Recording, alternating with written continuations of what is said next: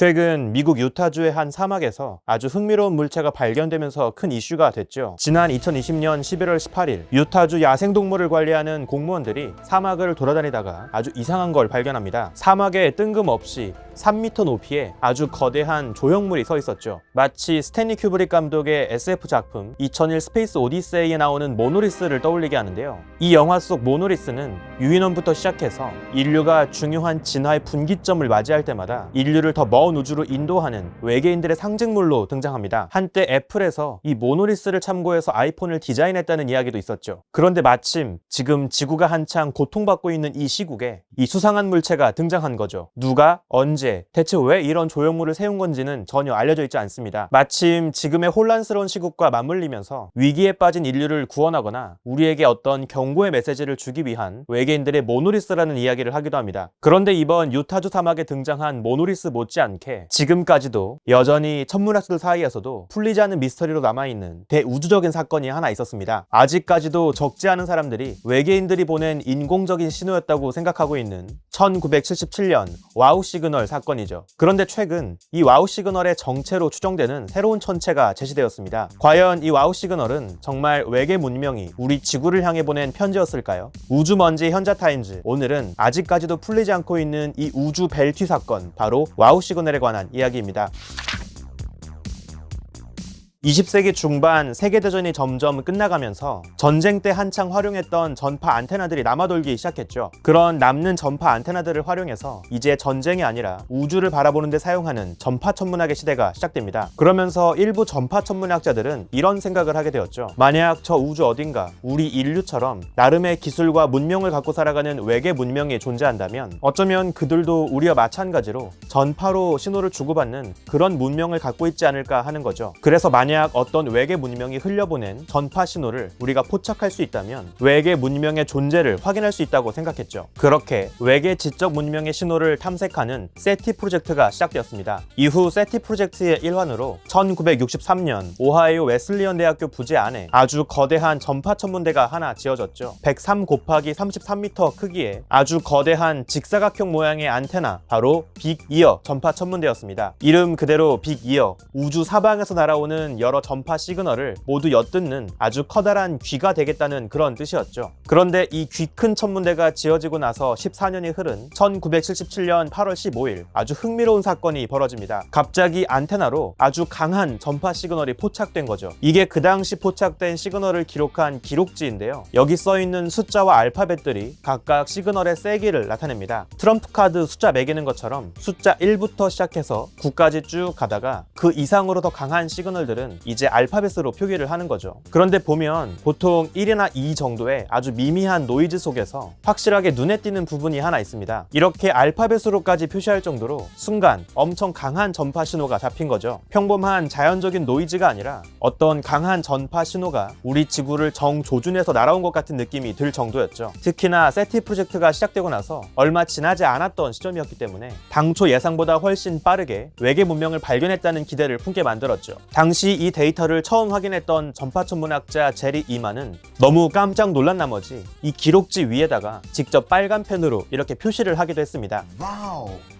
그래서 이 시그널을 와우 시그널이라고 부릅니다. 당시 이 와우 시그널은 궁수자리 방향 부근의 하늘에서 약 72초간 쏟아지고 곧바로 사라졌습니다. 사실 이 시그널을 72초간만 받을 수밖에 없었던 것은 이 빅 이어 안테나가 자유롭게 고개를 돌릴 수 있는 형태의 안테나가 아니라 이렇게 거의 땅에 고정되어 박혀있는 형태의 안테나였기 때문입니다. 안테나가 박혀있는 지구 자체가 자전하면서 안테나 시야에 들어오는 하늘의 방향 역시 조금씩 흘러갈 수밖에 없었죠. 지구가 자전하면서 하늘이 흘러가는 동안 이 안테나로 궁수자리 쪽 하늘을 바라볼 수 있었던 시간이 72초밖에 되지 않았던 겁니다. 만약 바라보는 하늘의 방향을 자유롭게 조절할 수 있는 형태의 안테나였다면 더 오랜 시간 쭉 이 시그널을 추적하면서 계속 신호를 받을 수 있었을 텐데 참 감질만 나는 안타까운 상황이었습니다. 이후 천문학자들은 부랴부랴 서둘러서 다양한 안테나를 활용해서 이 와우 시그널이 날아왔던 궁수자리 쪽 부근의 밤하늘을 샅샅이 찾아봤죠. 하지만 참 안타깝게도 이날 이후로는 아무런 신호도 잡히지 않았습니다. 인류가 포착한 신호는 1977년 8월 15일 딱 72초 동안만 쏟아졌던 이 와우 시그널이 전부였죠. 천문학자들은 이 와우 시그널이 대체 어디에서 날아온 건지 알아내고 싶었습니다. 하지만 이 와우 시그널이 날아왔던 쪽 하늘에서는 이런 독특한 전파 신호를 방출할 만한 그런 천체는 알려져 있지 않았죠. 그래서 여전히 이 와우 시그널이 대체 어디에서 날아온 건지는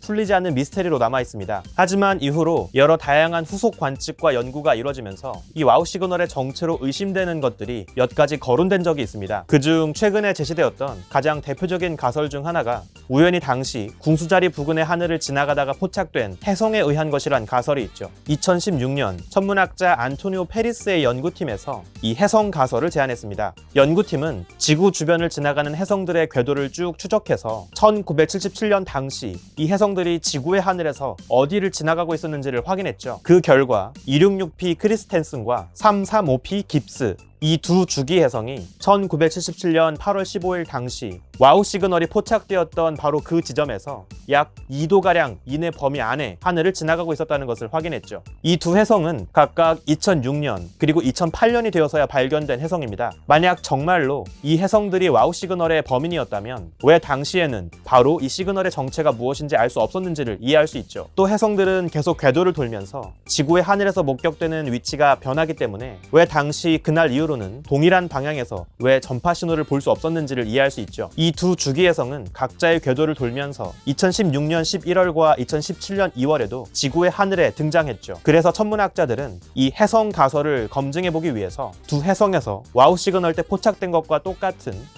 1420MHz 주파수 대역의 전파가 포착되는지를 확인했습니다. 그리고 흥미롭게도 둘 중 하나 크리스텐슨 혜성에서 와우 시그널 때와 비슷한 대역의 전파가 포착되는 걸 확인했죠. 혜성이 태양 근처로 가까이 접근하면서 승화한 가스 꼬리 속에서 이런 중성수소가 방출하는 전파 대역이 포착될 수 있습니다. 하지만 이 혜성 가설에도 한 가지 치명적인 반론이 있습니다. 이 빅 이어 안테나의 모습을 다시 잘 보시면 양쪽에 거대한 철제 안테나가 똑같이 설치되어 있는 걸 볼 수 있죠. 사람 귀처럼 오른쪽 귀 하나, 왼쪽 귀 하나 이렇게 두 개가 있는 겁니다. 그래서 이 빅 이어 안테나로 신호를 잡으면 보통 한쪽 귀로 먼저 신호를 포착하고 1분 30초가량의 텀을 두고 나서 다시 다른 쪽 귀로 똑같은 신호를 포착하게 되죠. 만약 정말로 이 혜성이 와우 시그널의 정체였다면 72초 동안 먼저 한쪽 안테나로 혜성의 전파가 포착되고 1분 30초간의 텀을 둔 다음에 다시 다음 72초 동안 똑같은 전파 신호가 다른 쪽 안테나로 포착되었어야 합니다. 그런데 참 오묘하게도 1977년 당시 와우 시그널은 둘 중 한쪽 안테나로만 72초 동안 포착되고 곧바로 사라졌습니다.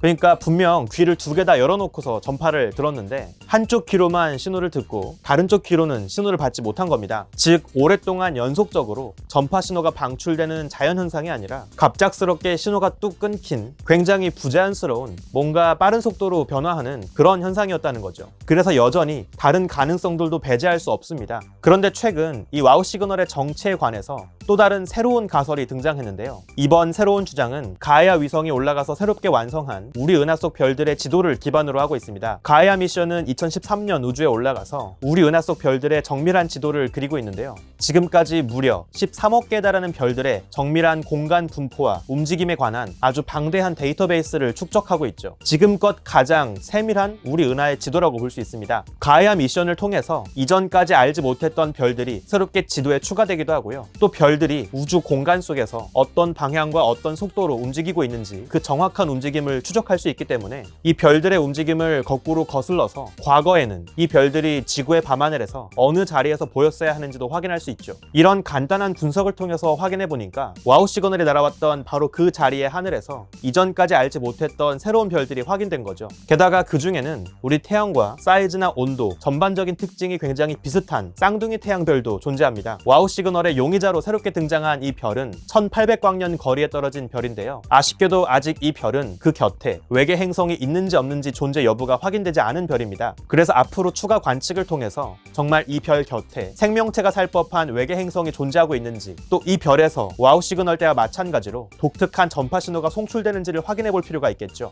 과연 이번에는 정말 와우 시그널의 정체가 속 시원하게 풀릴 수 있을지 그 결과가 기대됩니다. 아까 맨 처음에 소개해드렸던 사막에 갑자기 등장한 모노리스 있죠. 이 모노리스를 대체 누가 언제 세운 건지를 알고 싶어서 사람들이 위성사진을 막 뒤져봤다고 해요. 그런데 놀랍게도 2016년 10월 해당 지역을 찍은 위성사진을 보니까 이미 그때부터 이 모노리스로 추정되는 물체가 찍혀 있었다는 사실이 확인되었죠. 그러니까 4년도 더 전에 누군가 이 이상한 물체를 세워놨고 4년 동안 아무도 눈치채지 못했다는 겁니다. 이 유타주 모노리스의 존재가 알려지면서 최근 많은 관광객들이 몰리기도 했는데요. 근데 참 안타깝게도 하룻밤 사이에 돌연 이 모노리스가 또 사라졌다고 합니다.